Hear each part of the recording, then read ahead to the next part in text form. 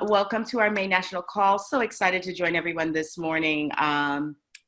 With it being Mother's Day tomorrow, I don't know about you guys, but I am waiting for all my treats and gifts and extraordinary amount of love so I can soak it up for one day because I know it's going to all go back to normal the next day. But until then, we've got a great call lined up for this morning, and we'll just get started right now.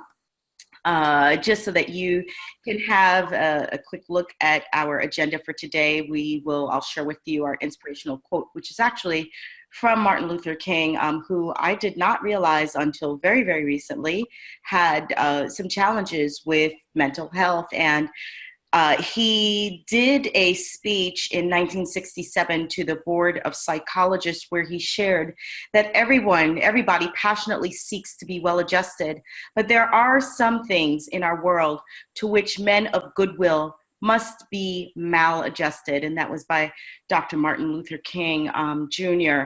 A wonderful quote. And I do believe that it takes a little bit of, off balance for some of us to just get through our regular day and to be able to do some great things, which is what we are on a mission to do. Just to give you a little bit of background for those of you who are not familiar with the organization, Mob United is both a resource and a voice to our moms. As a resource, we are Moms of Black Boys United, which has a Facebook group that you are all seeing this presentation through Facebook Live on. We're also a voice with the second half of our organization, our sister organization, Mob United for Social Change, which aims to influence policy impacting how our Black boys and men are treated and perceived by law enforcement and society. And the two organizations work together to influence policy, change perception, demonstrate our power, partner strategically, and of course, provide self-care, which is something that's very important to us all the time, but I especially like to express it during this month, the month of May, the month of Mother's Day, and the month of mental health awareness. So I encourage all of us to get a little bit of self-care into our regular regimen. Moving on. Wanted to share with you some updates, things that will be happening and that we will be participating in as an organization. This year, Mob United is excited to join BET for the BET experience at LA Live. We will be participating in the BET celebrity basketball game. Actually, the BET team will be representing Moms of Black Boys United. We will also have a booth there at the LA Live, and we'll be a part of some of the other activities taking place during the course of that weekend. So I encourage you guys to please check us out. I believe that the celebrity basketball game is live streamed. We will share more information as it becomes available to us, but definitely wanted to get that on your radar. And for moms living in the Los Angeles or Southern California area, if you'd like to participate by helping us man the booth or other ways that you can participate, please reach out to myself, Vanessa McCullers. You can email me at vanessa@mobunited.org. You can inbox me through Facebook. Whichever way you can reach me, please try to. I'm one of the admins in the group as well. I will get you guys going. Then just shortly after that, as if we weren't busy enough, we'll be heading back to Essence Festival this year. This will be our third year at the Essence Festival, where we will be meeting with moms from all over the country, July 5th through the 7th. 3 days, I call it, of bonding. There's opportunities for members to renew or join their membership and sharing in some great experiences there. This year, we have some supporters that will be providing special gifts that we will gift our moms that join or renew their membership at the Essence Festival. You can also meet us at Center Stage, where we'll have discussions with special guests as we did last year. And we'll be doing our second annual Champions of Change breakfast. So excited to be moving forward with this wonderful initiative, the Champions of Change breakfast, where we honor moms who have taken their the pain of losing their son, and turned it into a passion for helping to advocate for many things, from safer gun laws to policy changes that affect the way law enforcement officers are held accountable for their misdeeds, to just bringing more awareness to the plights that we have around our Black boys. So we honor and we celebrate them, and we use that opportunity to bond with each other, and to bring more awareness to our organization and what we do. And so with that, I would like to turn this over to Kimberly Alexander Robinson, who is also on the call with us and will be announcing our speaker for today. Good morning, everybody. My name is Kim Alexander, and I am the leader of the Special Needs Committee, and I'm excited for this entire campaign for this month. But I'm also excited to have Mr. John Nwosu with us, and I'm going to do his introduction and let him take it from here. John Nwosu is a native of Austell, Georgia, a suburb of Atlanta, Georgia. He is the product of an imperfect two-parent Nigerian-American household that was filled with love, support, structure, and high standards. It wasn't until his college years that John realized he had been struggling with perfectionism and living with anxiety and depression at various points throughout his life, and that impacted his performance in the classroom, sports, interactions with women, leadership roles, and in all other relationships in his life. This realization led him to pursue a career in mental health. John earned his bachelor's degree in chemistry, along with a master's in school counseling and an education specialist in counselor education from Georgia Southern University. John currently works as a school counselor at Garrett Middle School in Cobb County, Georgia. Mr. Nwosu is also a national certified counselor, and he is the founder and CEO of Think Diff LLC, a counseling, coaching, and educational consulting company who believes in better thoughts for better lives. Stay tuned for John. Thank you. Thank you all. First, I just want to say that I'm a little nervous and slightly uncomfortable, and I believe in modeling the types of behaviors that we want to see in other people. So I want to speak that, but I'm also excited and I'm thankful for this opportunity. Mob is doing some really great work. I want to shout out Nicole Webb, who's a fellow counselor of mine who actually connected me with Kim and with Mob. And so I'm thankful now that I know that y'all exist, and I'm looking forward to today and to future of more collaboration, hopefully. So, man, like Kim said, lots of things have happened in my life. I'm a normal dude, but I'm also like exceptional in some ways, like most of us. Like, we all have things that we do really well, and some things that we do just like everyone, and some things that we do worse than everyone. And so I think that acknowledging, like, yeah, there are some things that I struggle with in the past is super important, because it impacts my present, because those patterns of thought and behavior are still existing within my life. So let's go ahead and roll into the main event for today. Are you all able to see everything? Okay, great. So the title of this presentation is Roses in Concrete, the Impact of Structural Racism on Black Boys. I am a professional school counselor, and I work in Cobb County, one of the largest school districts in the nation. I also went to school in this county, and it was important for me to come back home. The middle school that I work at is actually in the same district as my high school. So the name of my company is Think Diff LLC, and Think Diff has a couple of meanings. Think differently, better thoughts for better lives. And notice that it's collective. We all need to be working and interacting with each other because we all live together in some way, shape, or form. And then think diversity, inclusion, and fairness. And fairness in terms of social justice, right? And so that's important for today, because a lot of my presentation is coming from that mindset, right? Also, you can visit thinkdiff.shop for more information about what I do, and how to connect if we have the same cause. Let's link. All right, so what brings us here? Tupac Shakur wrote this poem way back when. Did you hear about the rose that grew from a crack in the concrete? Proving nature's law is wrong, it learned to walk without having feet. He also added this quote: we wouldn't blame that rose that grew from concrete for having damaged petals. We would all celebrate its tenacity. We will all love its will to reach the sun. We are the roses, this is the concrete, and these are my damaged petals. Don't ask me why, thank God, and ask me how. I think that this conversation really needs to start with reframing the way that we think about how our Black boys are socialized, how they grow up. And it's not just Black boys, but of course, this is the focus for today.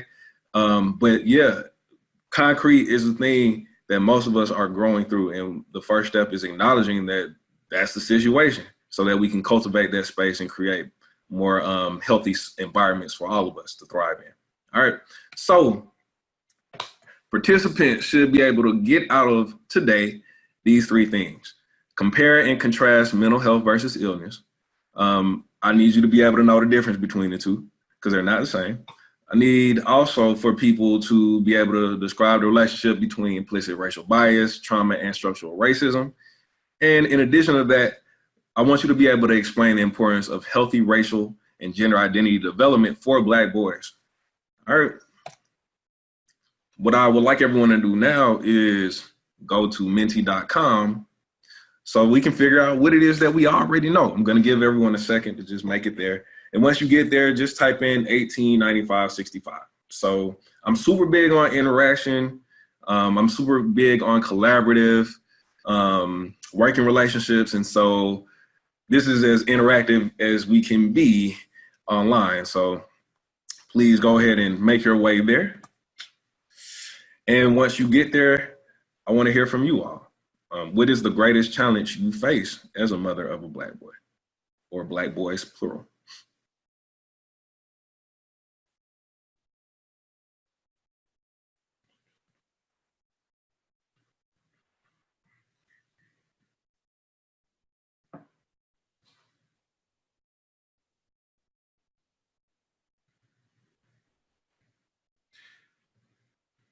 Mm.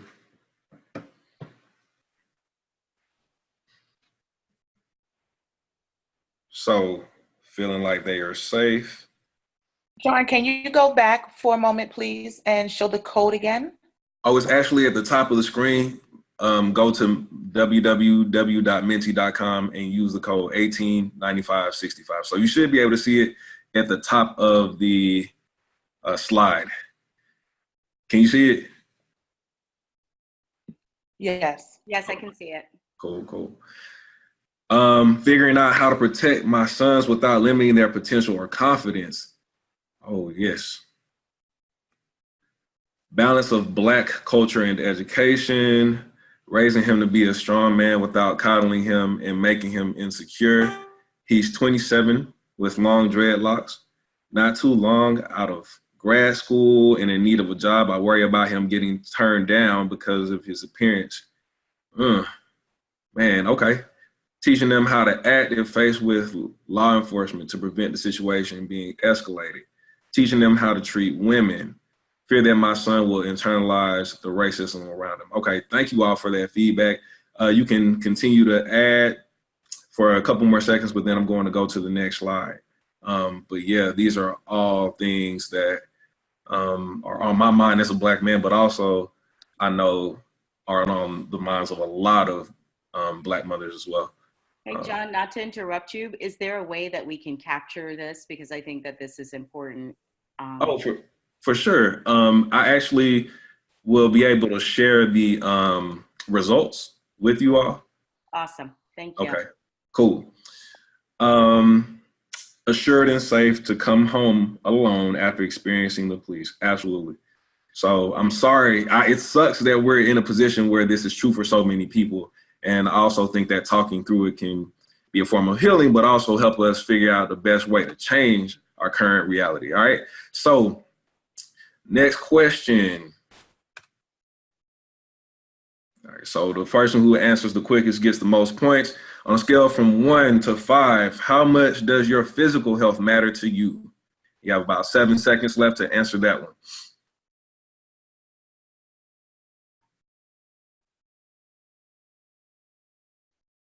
Okay. Cool. All right. So next question.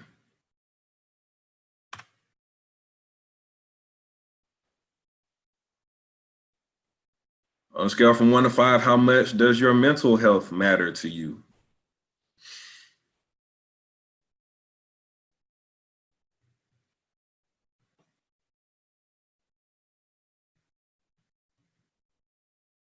Okay.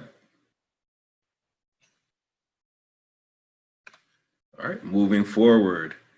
What words would most people use to define this term? A real man. And let me activate the slide so you all can respond.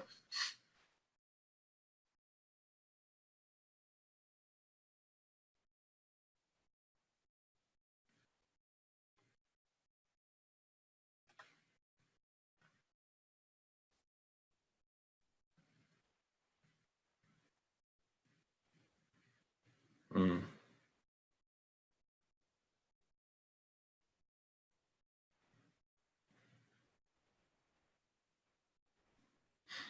okay. Strong, safe, well educated, and employed, compassionate, strong. So for anyone who doesn't know, the way that these word clouds work is the larger the word is, the more people have submitted that response. So it looks like a lot of people are saying strong, confident in showing up. Also see words like successful, protector, educated, loving. Yeah, absolutely. So like I said, I can share all of these with you all, so you all will have access to these responses. Move on to the next question. I think we have 2 more. Which of these describes the relationship between implicit bias and structural racism? It's possible to be biased without being racist. Implicit biases lead to actions that contribute to racism. People who are bigots may also hold implicit biases, all of the above.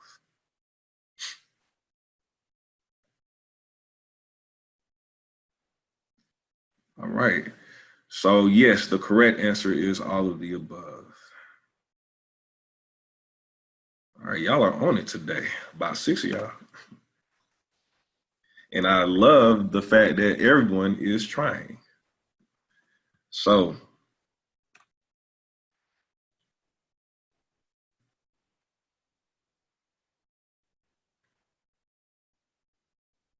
shout out to Metal showing out today. And for our last question, what does ACE stand for? Adverse Childhood Experience, American Council on Exercise, All Children Are Evil, Always Celebrate Effort.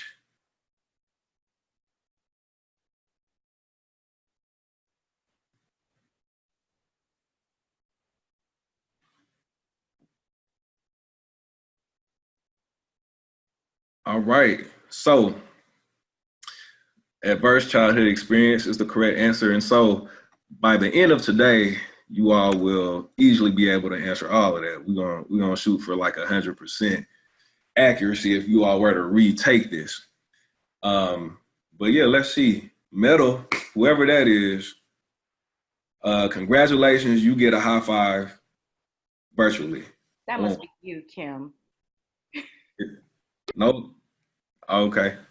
No, ma'am. It was a close race. It looks like it was a close race too. So let's go ahead and move forward. And for anyone who's wondering, the tool that I just used is called Mentimeter, mentimeter.com. And so you can create your own questions, and it can be a great study tool, or if you're a teacher or work with students or adults, it's a great training tool, and it's free.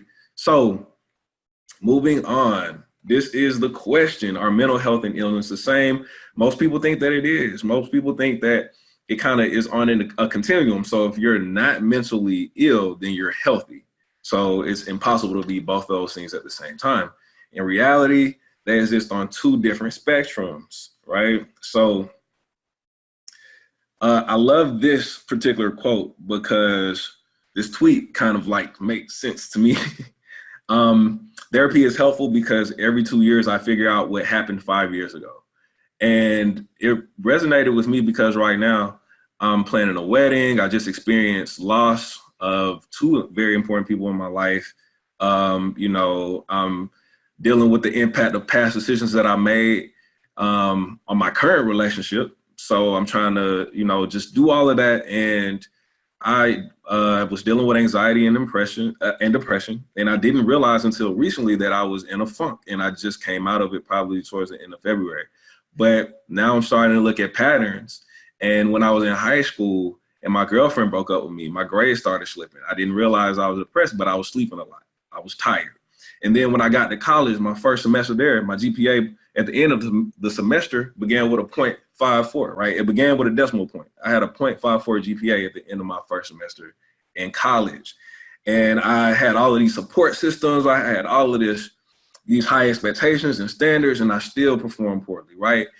And then, I pledged a fraternity and I started dealing with identity development issues because I'm an only child. And again, depression. I didn't know it by that label at the time, but I'm seeing the same patterns develop throughout my life. And so that's the whole point of going through things like therapy and counseling. And they help us better understand our mental health, which relates to our ability to enjoy life, manage it in ways that help us reach our goals and cope with stresses. And it's a sense of spiritual and emotional well-being, right? But it also helps us acknowledge mental illness, conditions where our thinking, mood, and behavior severely impact how we function in our lives. And the reality is that we can be at any point on this spectrum. We could be in the yellow, green, red, or blue. We're like one or two significant traumatic events away from being anywhere on this. And the reality is that it's possible to have high mental health and high mental illness, right? In college, for me, in at different points in my life, my mental health was kind of either high or at times it may have been low. And my mental illness for something like anxiety and depression may have popped around and may have put me in like the yellow or blue area where I'm dealing with these things, but I'm still able to function throughout my life. But things are more challenging because of my anxiety and depression. So that's just something to consider, that it's possible for you to be mentally healthy while also experiencing a mental illness. And those things like bipolar disorder or things that are more severe forms of mental illness, it's possible for people to have high levels of mental illness and still have high levels of mental health. So just keep that in mind. All right, so let's start with the first line of mental health support for most students who attend a public K through 12 school, professional school counselors, right?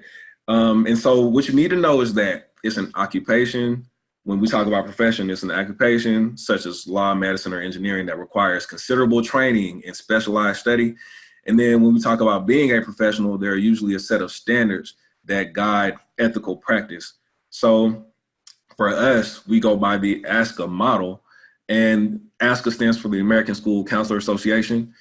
We are all about data-driven service delivery if we are being ethical. And school counselors are advocates, leaders, collaborators, and consultants who create systemic change by providing equitable educational access, right? That's the key thing. And so if you're a school counselor like me, part of what we do, what's in our DNA, is to fight for equity and to work with others to do the same thing. So how do we measure our success? We look at attendance, behavior, achievement, and then positive school climate and culture. And I like to shorten that by saying the show up, the grow up, the glow up, and the sew up. The demographics of my school, we're about 900. And so that means there are two of us, and we're at a 1 to 450 ratio. It's recommended that we be at 1 to 250. 1 to 450 is high, but it's not, as high as a lot of other places. But it should definitely be lower if we want the best outcomes for our students. Socioeconomic status. I work at a Title I middle school, so the free and reduced lunch percentage is about 88%. So that means that for those that don't know, for reduced lunch, you qualify if you are a family of 4 who brings in roughly $45,000 a year, no matter where you are in the nation. And so it changes depending on how many members you have in your family. But a family of 4 could be 2 adults and 2 children. It could be 1 adult and 3 children. So just think about the types of daily challenges that may come into play if you're in a situation where you're bringing in 45,000. Now, for free lunch, that number is even lower, right? So there are just a lot of stressors that we experience on a daily basis just because of our demographics. Also, that leads to high transiency. More than a third of our students are different at the end of the year than at the beginning of the year. And then we have a pretty diverse population. So that's important to consider because we have all of these cultural norms, all of these ideas of what's right and wrong, all of these different gray areas that come together. And so it's important for us to be responsive to many different cultures in our school. And then we have roughly 2 to 5% of students who are homeless. And that number is growing, unfortunately. But yeah, those are other populations of students that we have to be equipped to support. And then my role is to focus on academic, social, emotional, and career development. I do that through classroom lessons. I also do small groups for students that need more support. Classroom lessons are supposed to target everything, students that need things like conflict resolution, academic study skills, organization. Those things target everyone. Small group might be for students who struggle with things like anger management, or arguing with the teacher, finding healthy ways to advocate for yourself. I might do a small group on those things. And then one-on-one is for students who need even more support. And a lot of times that deals with like crisis. So if someone is suicidal or homicidal or just really is having a really tough day, that's when I tend to get involved. And it's short term, 4 to 6 weeks typically. And then crisis prevention and response. So again, that's things like suicide and homicide or death. So PBIS, RTI squared, Section 504, and registration are non-counseling supports that I provide. PBIS stands for Positive Behavioral Interventions and Supports. RTI squared is a response to intervention and instruction. So if you have some more questions about that, also about IEPs, because I know those are things that people have questions about, feel free to ask me afterwards, but I'm not going to get into too much of that right now. So are counseling and therapy the same? Psychological counseling is designed to help a person address a particular problem. So like addiction or stress management, or maybe you went through a major life change, having a child, planning a wedding, things like that, breakups. May focus on problem solving or learning specific techniques for coping with or avoiding problem areas. And then it's usually more short-term than therapy. So what we do is after 4 to 6 weeks, or if it's a really significant or severe issue that a student is experiencing, and we feel like it's beyond our scope of what we're supposed to practice within the school, we'll refer out to either a counselor or a therapist or someone who can provide counseling or therapy. And there's a distinction, and I'll explain in just a second. So psychotherapy, or therapy for short, focuses on a broad range of issues. So it considers patterns of thought and behavior and how they interfere with reaching personal goals, how they impact our relationships and stress levels as well. And then it also helps people understand how mental illness affects daily life and how to manage symptoms. So you're looking at patterns of behavior over long periods of time and helping people unpack that stuff and reorganize it in a way that's much more healthy. So in terms of mental health professionals, there are a few that you can select from, and there are even more, but I just focused on these 4 for now. So licensed professional counselor, if you see that credential, LPC, that means that I just want you to be aware of that, right? So you also have licensed clinical social workers, LCSW, and then you have psychologists and psychiatrists. So everyone needs at least a master's degree, which means there's intentional training there, and there's a minimum of at least 4 years of training for all 4 of these. And so it's important to definitely have support. You want to be able to talk to your pastor or your friend. It's good to have people that you feel like you can be safe and vulnerable around. However, there is a distinction between those people and folks who have been trained to listen to you. and to be objective and to be unbiased and non-judgmental. There's training that goes behind that. So just keep that in mind, because that is part of the stigma of going to visit counselors or therapists.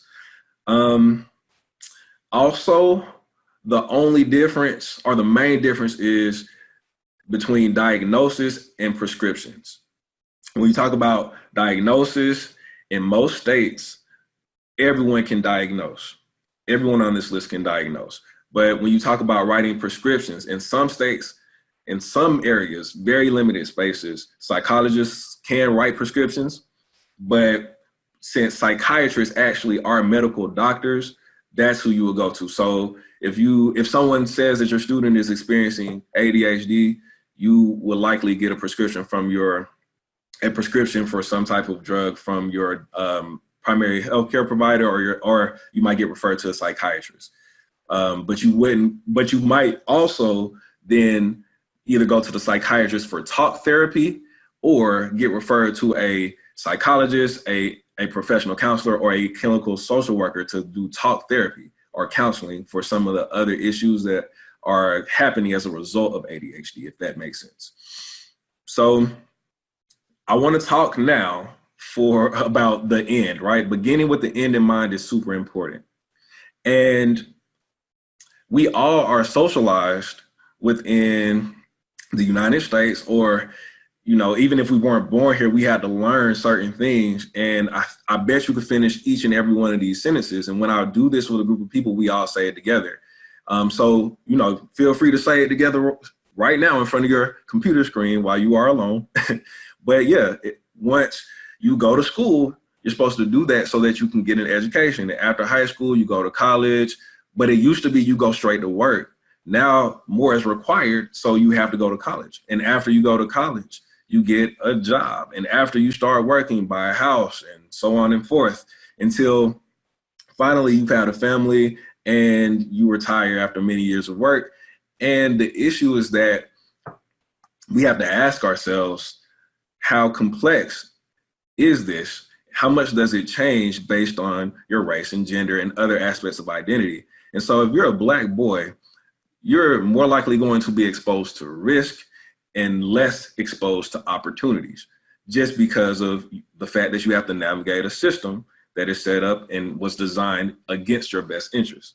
So I like this graph in particular because it talks about two axes. One is the level of uncertainty, and the other is the level of disagreement. And so this is all about cause and effect, the relationship between cause and effect. If I do this, then this is guaranteed to happen.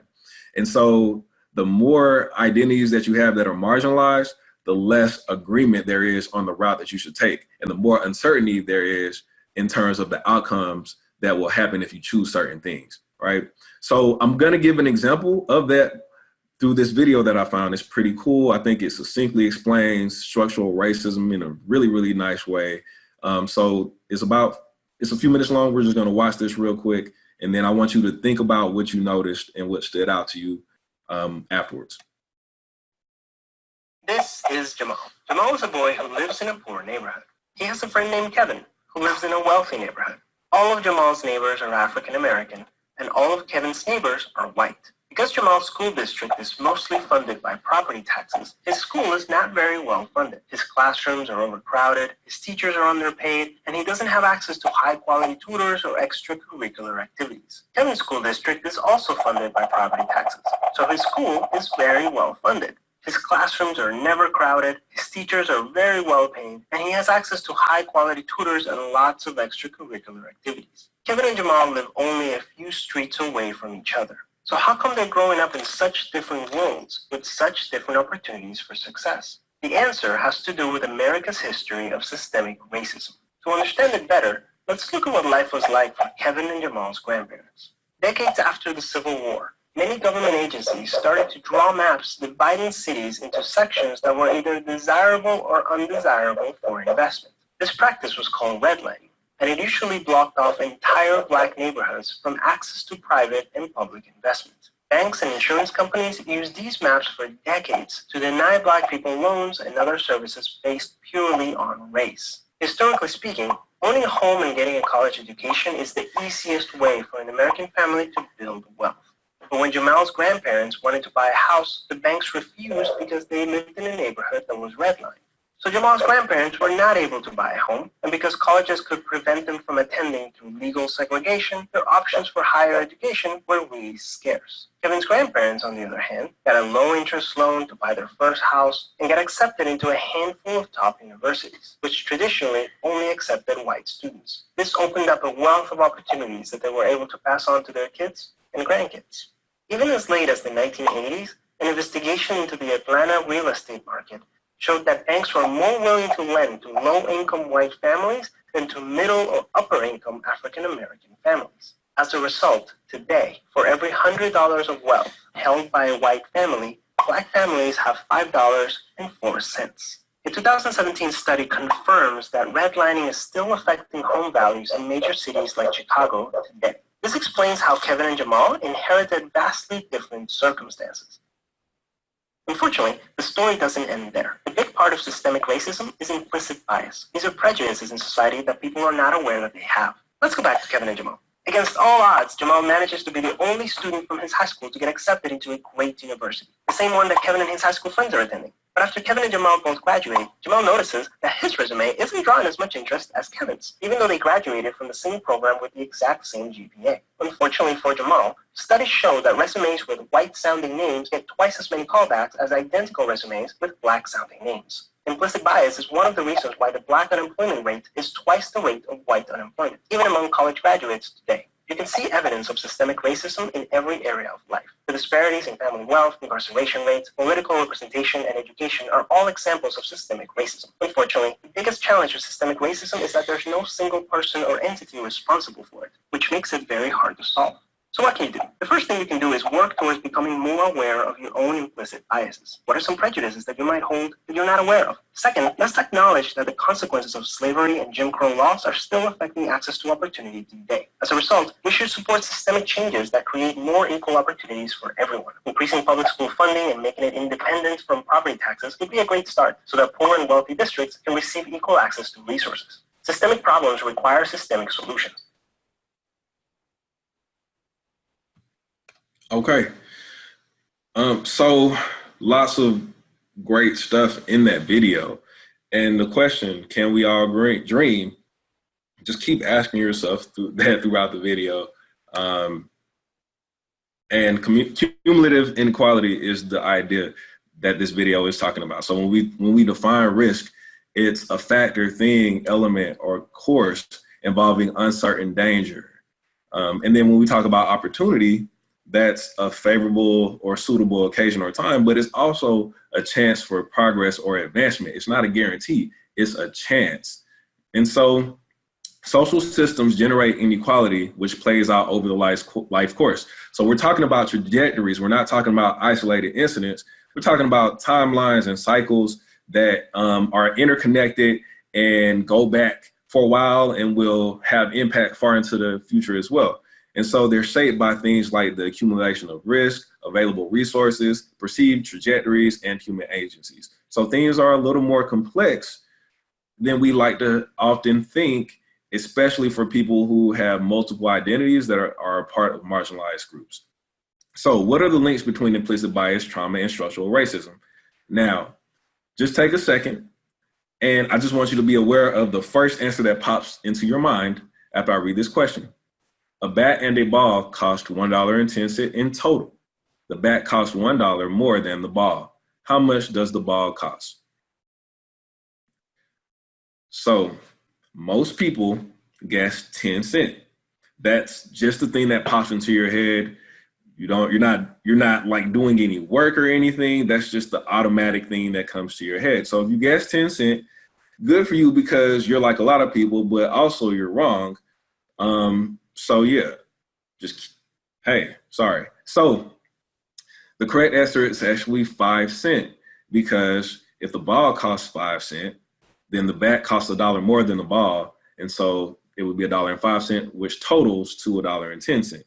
Now, when we talk about implicit bias, the attitudes or stereotypes that affect our understanding, actions, and decisions in an unconscious manner, activated involuntarily without awareness or intentional control. They can be either positive or negative. Everyone is susceptible. Everyone is, right? So the key things that you need to remember about implicit bias is that they are activated without an individual's intentional control, right? They're either unconscious and automatic. They're also pervasive. We all have them. That's how our brains work as human beings. And so these are things that we're all susceptible towards. They don't always align with the things that we explicitly believe. So we can believe in equity and in egalitarianism and still make decisions that are influenced by implicit racial bias, which goes back to the hiring decisions made on the resumes just by looking at what someone's name is without truly knowing what race they are. We've already made assumptions about whether or not they will be a good hire. And we're not even aware of the assumptions that we're making a lot of times. So that study has been replicated time and time and again, and we're seeing the same results, right? So those are the real world impacts of these types of biases and how they impact our behavior, i.e. discrimination. And then they're also malleable. So the biases and associations we form can be unlearned and replaced with new mental associations. So there's data that suggests that that can happen. We know that it's possible. And now we're trying to figure out exactly the best ways to facilitate that process. All right. So how does this impact us in education? Well, I always like to start with data. Like, what does the data say?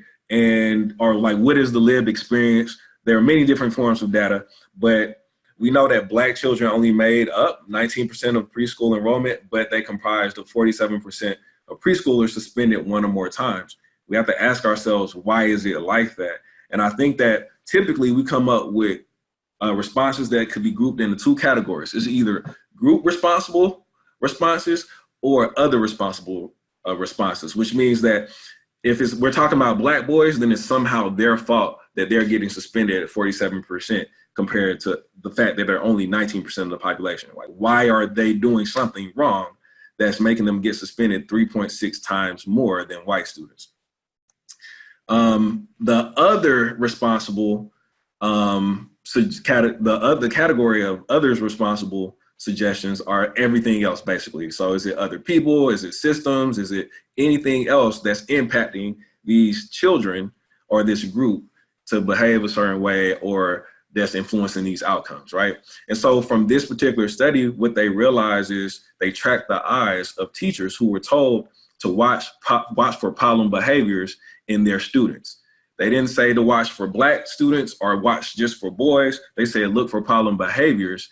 And the reality is that the children were just playing, so there actually were no problem behaviors. But because there's such a strong stereotypical association between Black people and bad behavior or Black people and crime, that's where their eyes went. And even with boys, you see that there's a higher percentage of boys that were targeted, but especially when it comes to Black boys, that's where the attention was. So we have a series of issues going on in our school. Implicit racial bias is definitely one of them. And remember, you don't have to be racist to be biased. When people think about racism, they're thinking about bigots, but you don't have to have a moral failing to act on implicit bias. So you can be a person of color, you can be white, you can be a woman, a man. We're all susceptible to those ideas because in society, we've all been exposed to them. So I like this because when we talk about structural racism and how it relates to bias and trauma, we throw around the word racism a lot. I don't think we clearly define it often enough. And oftentimes, people just misuse it. And so it's important to have a really clear definition of what that looks like. So this definition I like because it talks about power and it talks about systems and structures, right?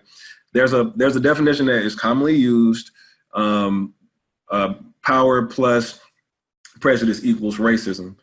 And so to me, I think when you ask the question, can Black people be racist? It just depends on the definition you're using.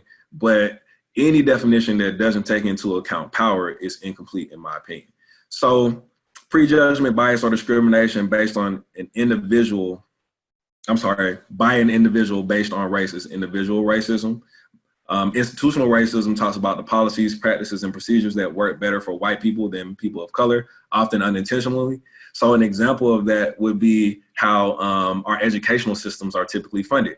They use tax funds from property taxes and other forms of local taxes that are tied directly to a legacy of things like redlining and other forms of structural racism. So structural racism is a history and current reality of institutional racism across all institutions. This combines to create a system that negatively impacts communities of color. And we have to be able to acknowledge that. We have to begin any conversation about our Black boys with the fact that they're navigating these systems. And as you can see in the other picture, you have all of these different systems that are interrelated, they're connected, and we have to acknowledge that as well. So what's happening over in the housing stuff impacts education. If you don't know where you're living, how are you going to focus on school? If your parents are struggling with work, how are you going to, be able to go to school stress-free? If they don't have a job, how are they going to afford childcare or healthcare for that matter, right? So all of these things are interconnected, and we have to discuss them as such. And so as we talk about trauma comes from prolonged activation of stress response systems in the absence of protective relationships. So like I said at the beginning, I was a little nervous. I would consider that to be positive stress. It's a brief increase in heart rate, mild elevations in stress hormone levels. Like, I'm doing this, after I'm done, I'm gonna calm down, and I'm actually channeling it into, the work that I'm doing. So it's helping me be more effective, right? So tolerable stress might be serious temporary stress responses buffered by supportive relationships. So I'm trying to plan this wedding. Me and my fiance, sometimes we go at it, and sometimes I get frustrated, and sometimes she gets frustrated, and I do things that I dominate the conversation, or I cut her off sometimes, or I say things that, I lash out at her with aggression, and that's not good. But the fact is that when I'm experiencing this stress, I have a support system that I can talk to, and I have people who will tell me, hey, maybe try it this way, or maybe that wasn't such a good idea. And even her, she still loves me, and she challenges me. She tells me like, nah, you're not gonna talk to me like that. And, we're in a relationship where I'm trying to honor that. I'm trying to grow and develop, because I know that there are aspects of my masculinity, the way I express my identity as a man, that are dangerous and unhealthy, and I'm trying to work through that. So an event perceived as life-threatening to self or others that overwhelms the ability to cope is what SAMHSA defines trauma as, right? Also, any experience that leaves a person feeling hopeless, helpless, or fearing for their life. Experience can be a one-time exposure or a chronic state of life, right? So that is what we're talking about when it comes to trauma. Trauma is like prolonged stress, and it's how our body is responding to that. And so types of trauma, you have acute, which it could result from a single incident. It could be repeated and prolonged, like a domestic violence or abuse situation. And then also complex trauma is one of the most challenging types of trauma to heal from, because it's exposure to a lot of different traumatic events, but it's also like really, really weird, invasive stuff that's like interpersonal in nature that you wouldn't expect to happen. So like sexual abuse over time is an example, because you have someone who's supposed to be there to protect and take care of you, who's actually causing you some serious harm. So that's the complex nature of trauma and complex trauma, right? And then intergenerational trauma, multiple generations of families can transmit the damage of trauma throughout the years. So if you think about the impact of navigating racist, sexist, classist systems, what is it like when someone has to go home from a hard day of work and then interact with their family, right? They're passing down the result of interacting with that system every day. And that's like daily stuff. There are also those isolated incidents, like when people are getting killed by cops, and when, people are losing their jobs over things that essentially wouldn't have happened had they been a different race, or when you have to just wonder whether or not did that just happen to me because I'm Black, because I'm a woman, or because I'm a Black boy with dreads, right? Those are all things that impact how we interact with ourselves and other people. And so we can pass that down through our interactions with our family. So when we talk about ACE stands for Adverse Childhood Experience. Now, these are very prevalent, and at least 64% of our population have at least one ACE. Now, it's important to note that as the number of ACEs increase, so do the risk for negative health outcomes. So when you have 4+ ACEs, that's when you tend to be most at risk for things later on in life. So ACEs include things like abuse, neglect, and household dysfunction. So it doesn't have to always be physical abuse. It can be mental and emotional, and also sexual, obviously. But also when you look at things on here like divorce or mother treated violently, right? Or having a parent who's incarcerated. These are examples of things that can create a huge developmental barrier to important things. And so here's the impact though, right? When we talk about how that impacts mental health specifically, depression, anxiety, suicide, PTSD, do you think it's possible that if you're dealing with racism on a daily basis, that you will develop these things? Just if nothing else in your life happens and you just deal with systemic racism on a daily basis, that you might end up depressed. It would not be surprising to me, and it should not be surprising to you, right? Also, unintended pregnancy, pregnancy complications, and fetal death. When we talk about maternal mortality rates and infant mortality rates for Black communities, do you think that's related to systemic racism? I certainly do. And we're not having that conversation enough. It also impacts whether or not you make good decisions. So risk behaviors like unsafe sex, alcohol abuse, and drug abuse. And then also education and occupation potential and income. Like all of these are related to things that happen to us. And I think we need to, again, increase the amount of conversation that we're having around that. So chronic stress and prolonged trauma from adverse childhood experiences influence health and well-being throughout the lifespan. And we have to make sure that we're starting a conversation from the generational and historical impact of trauma and how that impacts our current social conditions and our exposure to risk for adverse childhood experiences. So then that impacts how we grow and develop, and ultimately it leads to risky health behaviors and poor decisions that are high risk decisions, and that leads to increased exposure to disease, disability, and social problems, which leads to early death. So yeah, people of color tend to die sooner, and especially people who are men. Black men of color tend to die sooner. We have the lowest life expectancy. And part of that is because of how we think about what it means to be a man. So if you were to think about what are the ingredients that go into making a man and put all of those ingredients in a box that most people would think, or how it will play out for most men in their day-to-day life, right? These are the things that come up time and time and again. Being heterosexual, being a protector, displaying aggression and dominance, not crying or openly expressing emotions, not showing weakness or fear, demonstrating power and control, viewing women as property or objects. So there's a ton of shame that's connected to the man box. And this limits our ability to fully express our humanity. And so how can we address mental health in Black boys if they can't express emotions? Or if we're doing things to reinforce the idea that it's not okay for them to be weak at all, right? The only thing that they can be emotionally is angry, right? And then what about all of the men who don't fit in this box, who don't express their gender in a way that fits neatly into this box, right? So if you're gay, you're not a man. If you're trans, you're not a man. If you cry, you're not a man, right? These are things that boys are dealing with, and these are things that we often reinforce without realizing it. And so shame, this conversation is about shame.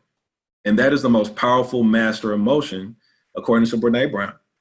And it's the fear that we're not good enough. And the number one shame trigger for men is being perceived as weak. So men walk this tightrope where any sign of weakness elicits shame. And so we're afraid to make ourselves vulnerable for fear of looking weak. So I ask the question again, can we all dream? When we talk about life, liberty, and the pursuit of happiness or opportunity, are we really living when we talk about lower rates of life expectancy and police brutality and exposure to adverse childhood experiences?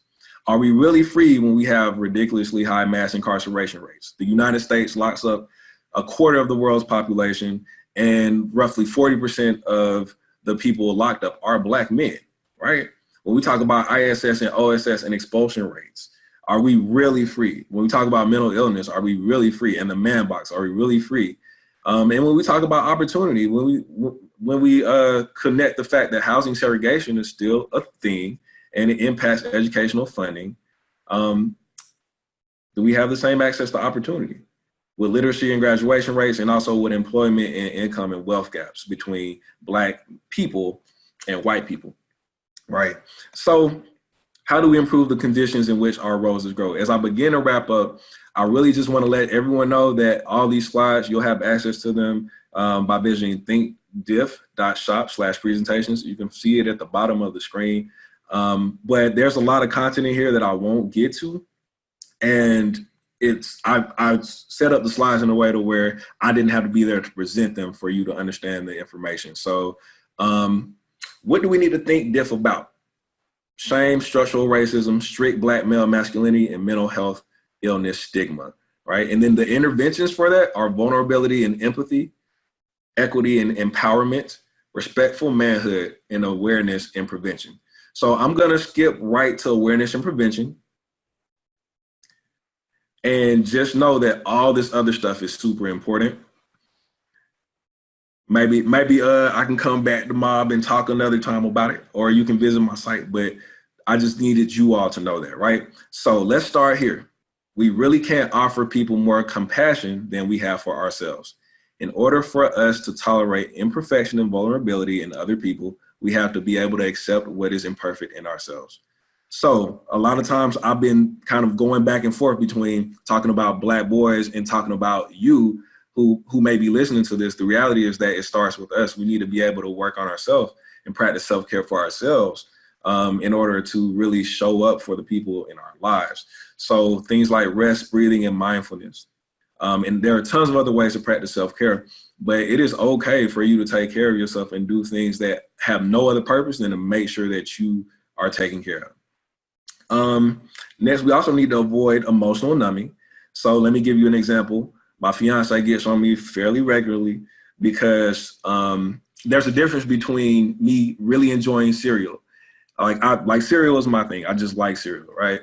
So if I just get a bowl, it's been a long day at work, I'm stressed out, I just get a bowl and I eat a bowl, and now, I feel better. I feel more comforted.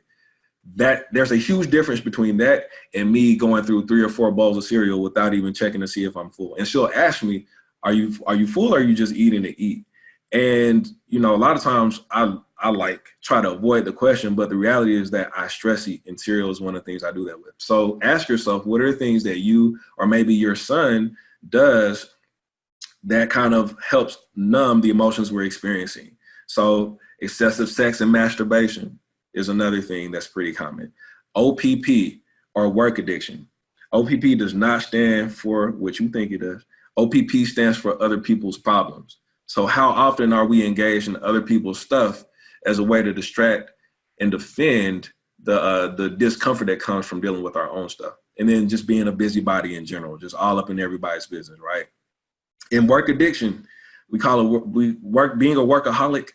It's not a good thing to be so addicted to work that other areas of your life are neglected.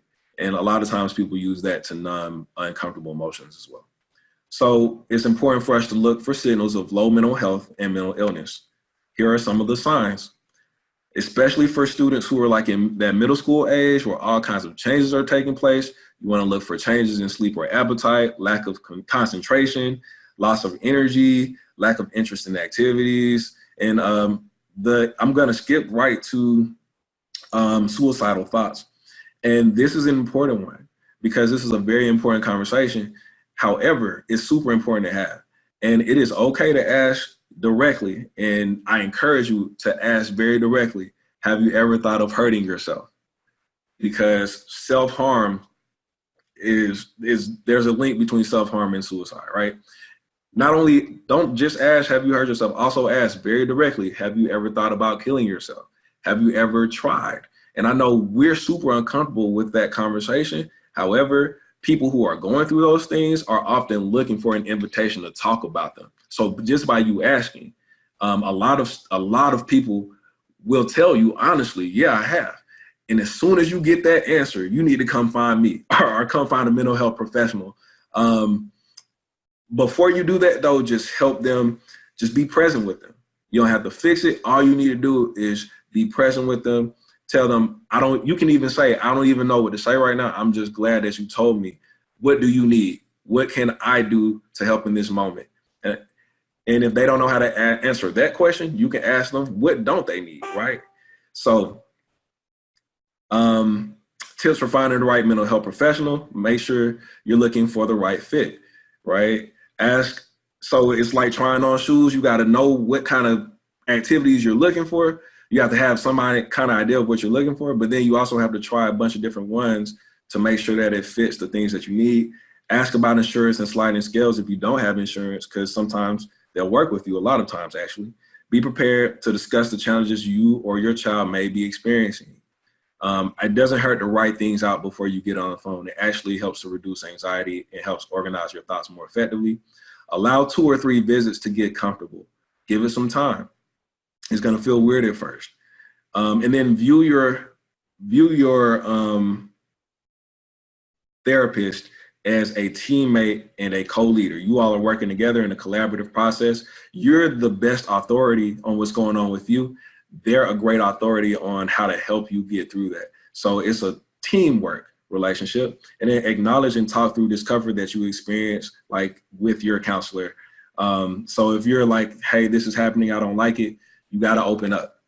And that's why I like this meme, because it's super important to actually open up. And so the last thing is, that we've had historically issues with every system because of racism as Black people.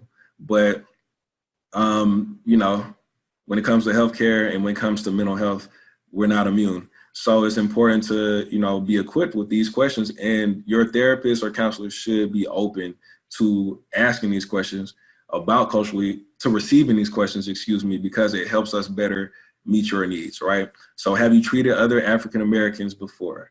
Have you received training in cultural competence or African American mental health? How do you see our cultural backgrounds influencing our communication and my treatment? How do you plan to integrate my beliefs and practices in my treatment, right?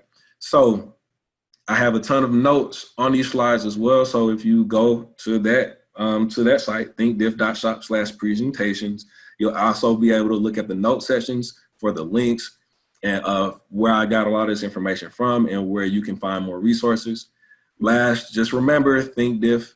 We got to think differently about the way we do things, better thoughts for better lives. And then we want to incorporate diversity, inclusion, and fairness into all that we do. All right. So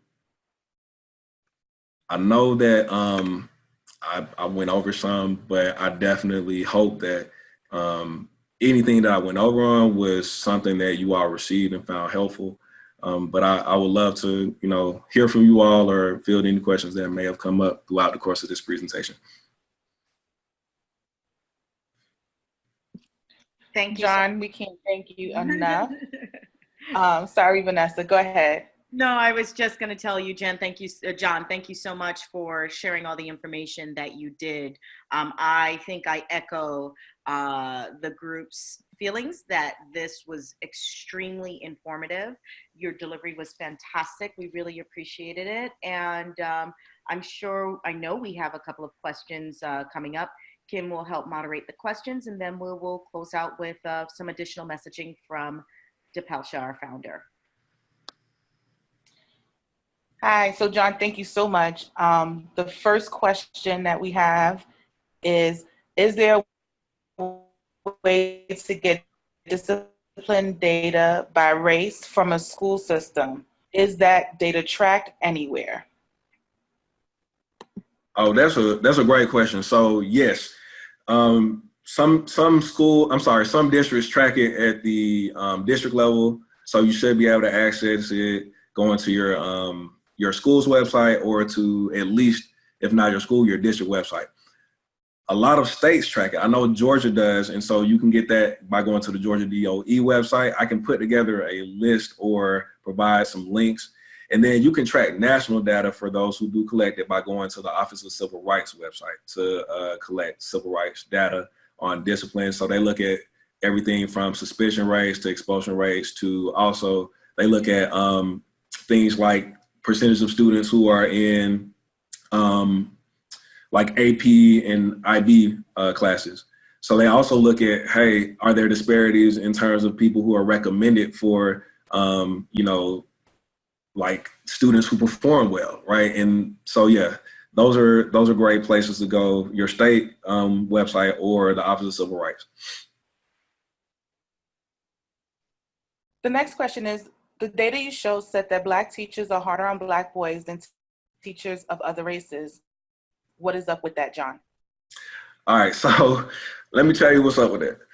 That's a great question because it is like on the surface a little confusing, but I think that in my experience, I see this happening in my school. A lot of times we want more, and so we push them harder because we are aware of the things that they have to face. And so sometimes we're not approaching them compassionately, and it comes off in a way that ultimately is negative to their overall well-being. The other thing is that we hold those same biases. So sometimes, we're thinking, oh, are they gonna steal from me, or they ain't gonna be nothing, or, because they're Black X, Y, Z, and that's impacting the way that we interact with them as well. And sometimes we justify that by saying, I've seen such and such happen. I know my cousin who do, like we have actual examples, a lot of times, multiple examples that make it seem like it's worse than it really is. Because when you take a step back and take a big picture view, oftentimes the data doesn't support our anecdotal experiences. So a great example of this is how do we treat Black businesses, right? It's really, really challenging for Black people to shop together for a whole host of reasons. Sometimes it's on the consumer, sometimes it's on the person who owns the business, but essentially we tend to give Black businesses like one shot. Like, oh, I told them to make my water ice cold, but it's only kind of cold, right? I ain't never going back to them. And I'm being a little facetious, but I mean, that's a reality. So sometimes we just have the same, we give people a lesser margin of error the same way that society gives us a lesser margin of error, unfortunately, sometimes. Okay. Next question. What can a mother say to a strong, silent 20-year-old that internalizes everything, especially his anger towards his father? So I think that the challenge there is how is it that they are silent? Like, what is the thing that led to them being silent? Why aren't they talking in the first place? That kind of shapes the way that you might respond. But I will say that a lot of times creating a space where it feels safe to talk is the challenge. And one way that you can do that is by listening and being present and being patient. And just if he doesn't want to talk, just spending quality time around him doing things that he wants to do until he feels comfortable enough to talk. Another thing can be also to model the type of vulnerability that you want to see from your son. So if there are things that you're experiencing that are hard, you all going to family counseling could be helpful, but you also kind of acknowledging like, yeah, I've had these struggles with my parents, or I've had these struggles with your father. This has been really hard for me. Have you ever felt this way? Kind of leading with that and modeling the type of behavior that you want to see can be helpful as well.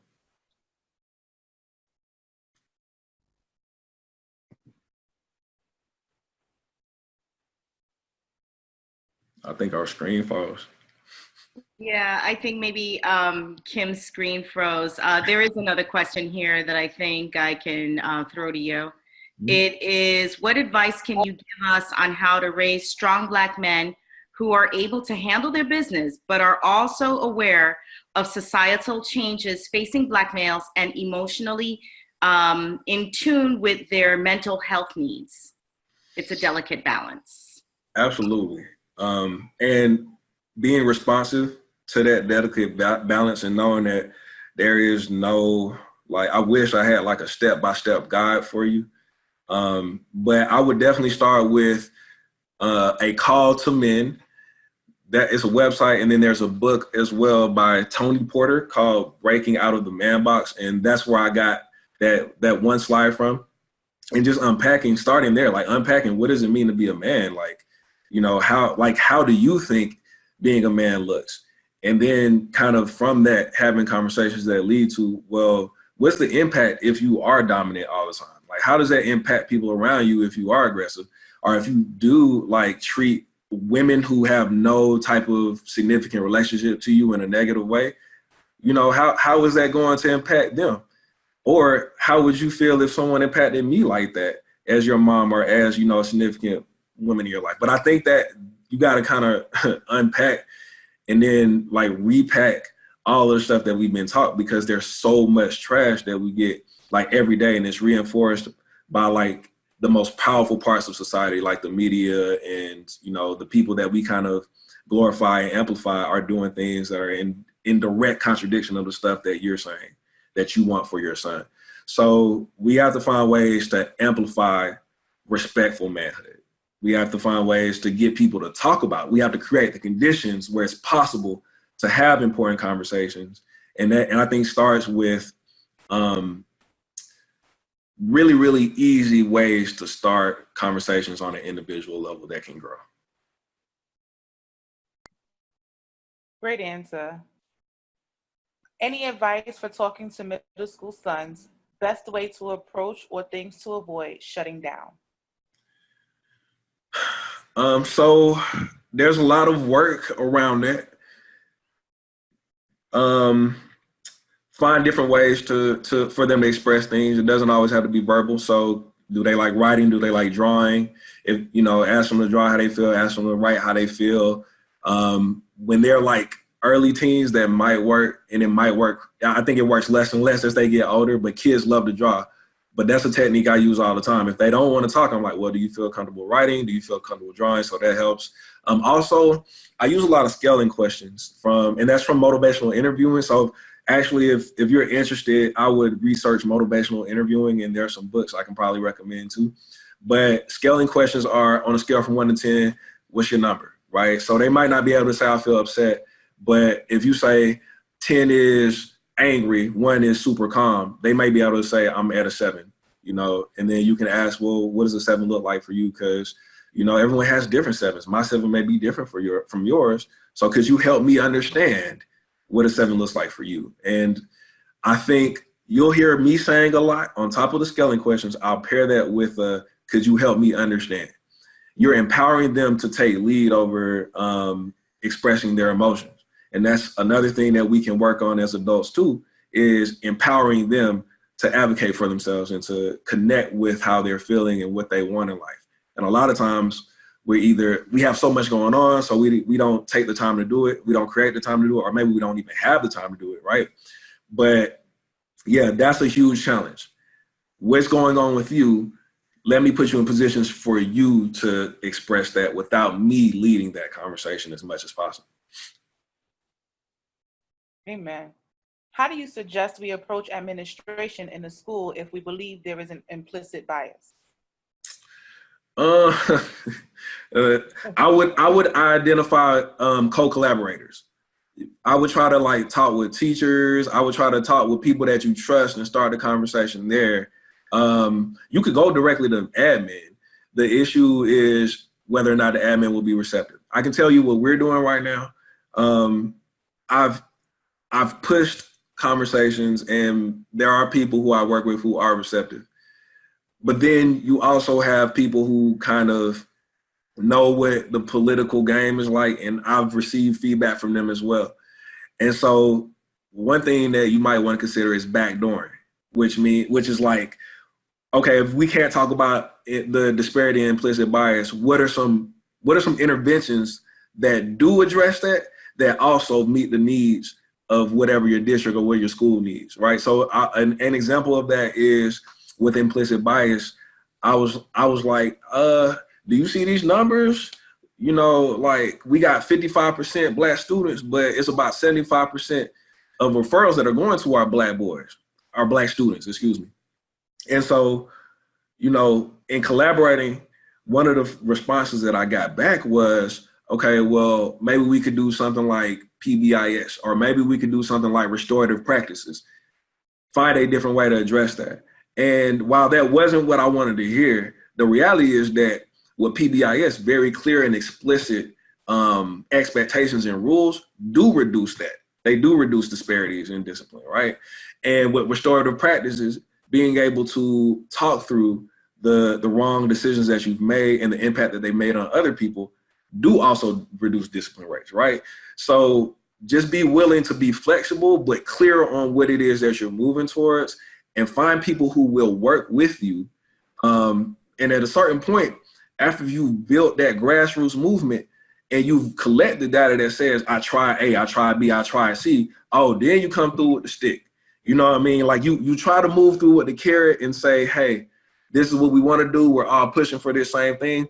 But after a while, if they're not responding to that, find a way to move them, whether that's going to the media, whether that's you might have to go to people higher than them, or that's collaborating and getting a group of people who are willing to voice and go to school board meetings and go to commissioners meetings and work with elected officials to get that change to happen. So I know that was a long answer, but I wish I could.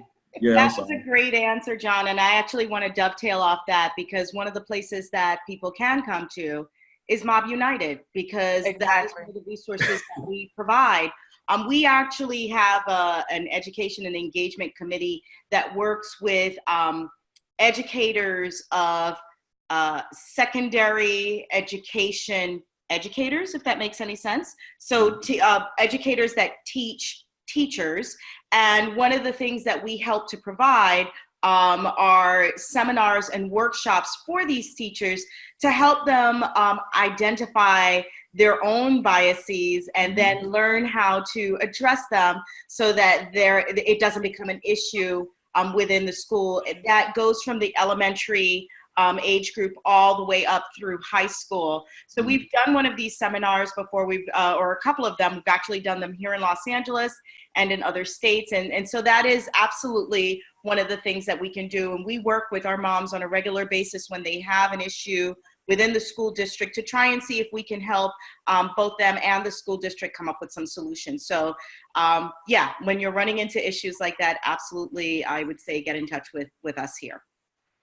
And I would add, well, like I said, I'm thankful that I'm connected with you all, because I had no idea what was going on before Nicole reached out to me. That's Nicole. Well, appreciate you again. Whenever you watch this, shoot me a text when you hear this. But yeah, also start with your own personal work. What are the areas where I can't remember who said this phrase, but we have to.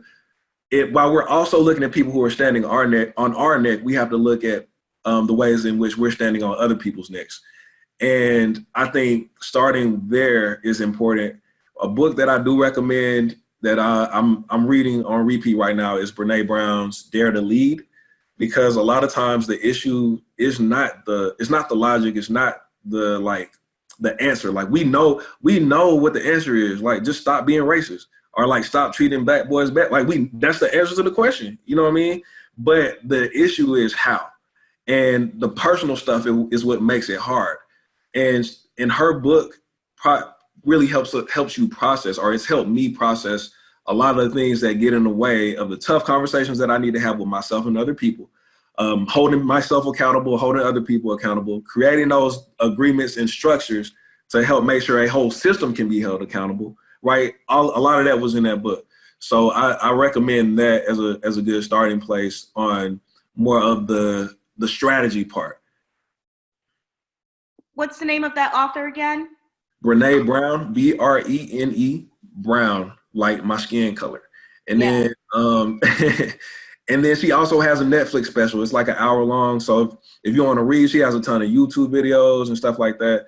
And I'd be happy to provide more resources as well on a ton of other things. I'm in the process of trying to put something together. So your feedback really helps.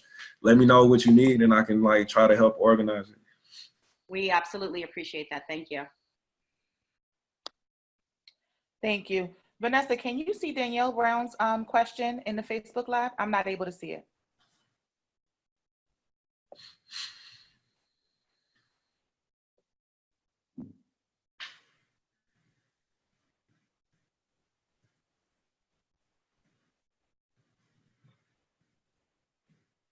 You're muted, Vanessa. Thank you. It looks like she shared a comment that said, correction, we look at the Black boy first instead of the crisis. There is one question in here by from Elaine Sutton that said, what are your thoughts, John, on the Black Teacher Collaborative? Man, I wish I knew what it was. It sounds great. Yeah, I don't know what it is yet, but I guess I need to do some research on that.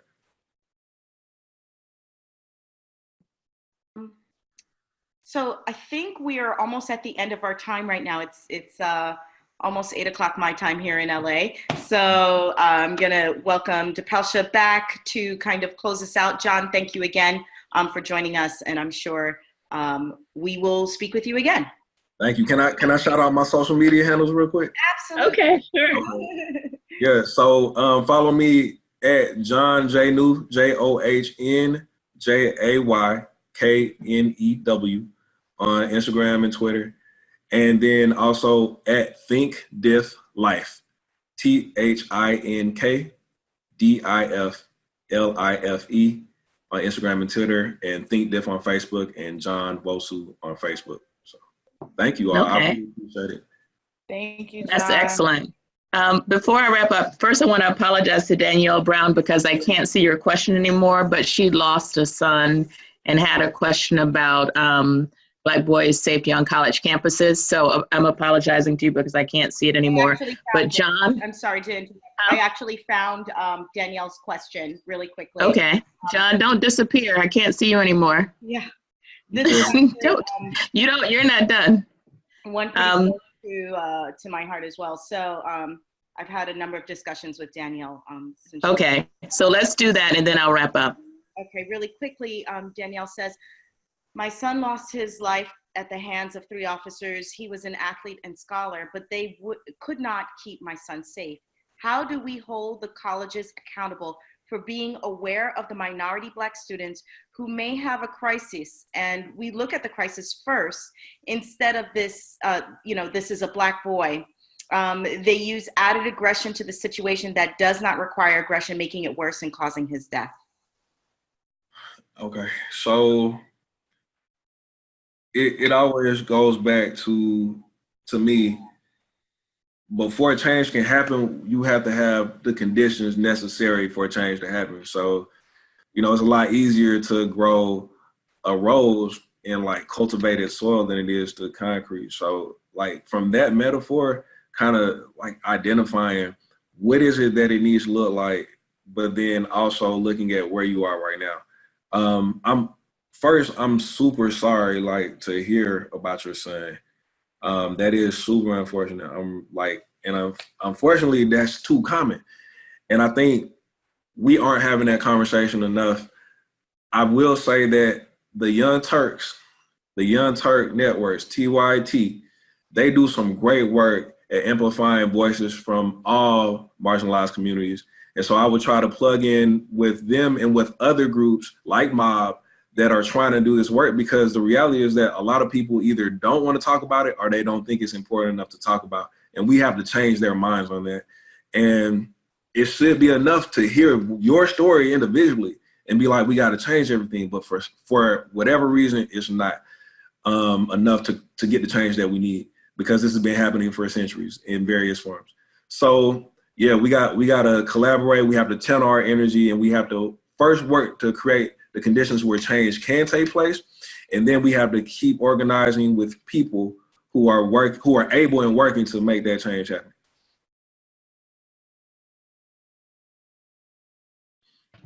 Thank you so much. And Danielle, we're so sorry for your loss. And, that is also why we're here, to be a support for other moms.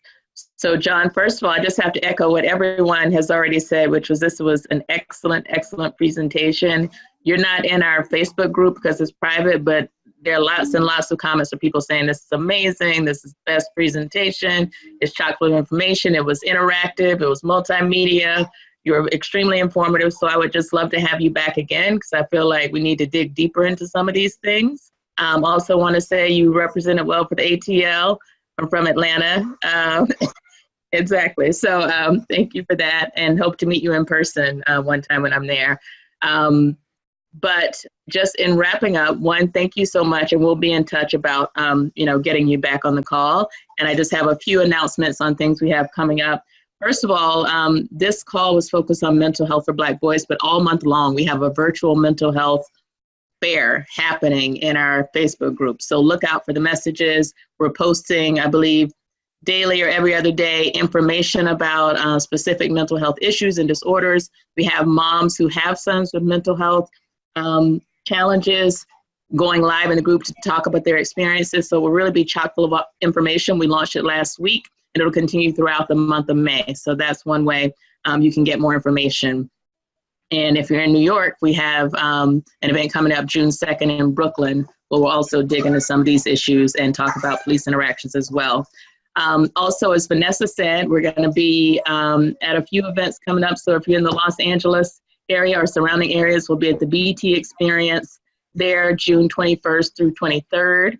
If you're in New Orleans or anywhere near there, we'll be at the 25th Essence Festival. It's our third year being there, July 5th through 7th. And we have a lot of activations going on there, and it'll be a great opportunity to meet us in person and learn more about the organization and see some of the work we do out in the world. Also, last thing, I'm very excited to announce that next month, on our monthly call on June 8th, our guest speaker will be Sean King. I'm sure all of you are familiar with Sean King. He's an activist, he's an author, he's a writer, he's doing amazing things to try to push for social justice and change.